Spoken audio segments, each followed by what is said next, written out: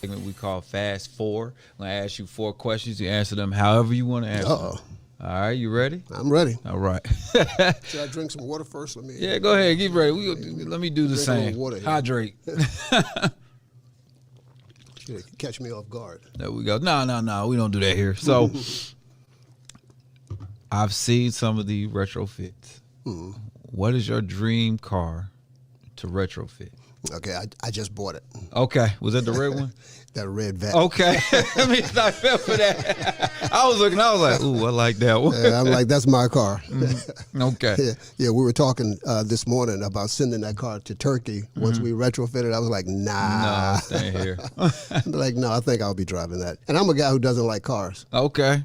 How do you get into the car industry and don't like cars? I guess it's like being a drug dealer and don't do drugs. Right, that's it. There you go. A lot of great barbers don't have haircuts. I understand. Yeah. You know what I mean? So, yeah, I'm really not a car enthusiast. I'm a tech enthusiast. Yeah.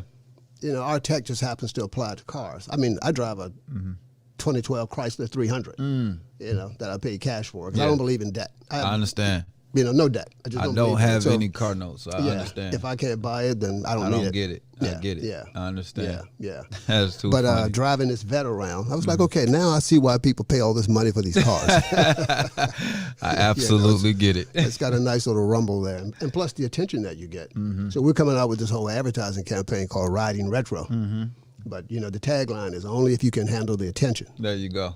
Because when you drive these retrofit cars, man, I mean, people they're just amazed that you can turn that gas car into an electric car. Or whatever. As they should be. Yeah. As they should be. I get exactly what you said because I'm not a small talk person, and people go, you don't like talking to people. I'm like, I love doing what I do. I'm not really a small talk person. Yeah. But I just saw you on stage in front of 20,000 people. That's different. All right. One thing you wish people knew about electric cars or EV without you having to explain it. I wish people actually understood how the electric grid works, and then they would understand the importance of our technology. Okay. This is what people need to understand. Electric grid works like this. You know, you're going to turn some type of turbine, whether I do it with solar or windmill or whatever, or natural gas. You're basically just spinning something to create electricity. You have to boost that signal to put it up on a power line. Yeah. When you transmit that power, you're going to lose 20% of it guaranteed. Right. So coming from depending on how far you're going, the condition of those lines, you could lose as much as 40%. So cars run on a kilowatt hour. Yeah. So I'm going to make a kilowatt hour at the power plant. I'm going to put it up on the power lines, send it all the way down to, you know, Macon, Georgia. Now I've lost 40% of that. Right. All I'm saying is my generator will make that same kilowatt hour that you made at the power plant, but without the transmission line losses. Gotcha. Right. You see what I mean? So if we put 10 million cars, if we put 10 million electric cars on the power grid, 20 to 40% of every kilowatt hour that you use to charge those cars is wasted. Why waste it when we can create the electricity at the point of use? Right. I think this is going to catch on over time. Yeah. If people learn that, look at the grid, how it works, then you'll see having an electric car with this parallel charging system that we have makes a lot of sense. And when people learn that, okay, you're going to have a new billionaire friend here. Right. Now we in big business. It's almost as if I'm on my phone and while I'm using my phone is charging itself. Yes. Right. Yes. I understand. Yes. I get it. I'll get that quick so I can have a new billionaire It's like friend. you have your phone plugged in. Yeah. There we go. Yeah. All right. And our system can put as much power back in the battery as is used, and that's the key. Right. And so that's why we're going to be able to get this extended range. I got you. Yeah. I usually ask this question. I say to people, especially in business, I say, what would you do if you could go back and tell yourself one sentence at 18? I'm not going to do that with you. At 18? I'm going to say 23 because that's when you first got your real estate stuff going. And you're about to make some decisions. So at 23, what do you go back and tell Derek Bailey? Respect money. And what does that mean to you? Well, at 23, I imagine, okay, you're 23 years old. You know, you're making $300,000 a year. You black in America. Well, you think you the shit. Yeah, yeah, you do. Life shows you pretty quickly. You ain't the shit. You know what I mean? Yeah. I didn't have respect for money. My partners will tell you now. It's hard to get me to pay for a pack of sugar to go into a cup of coffee. You You know what I mean? But I didn't respect money. Right.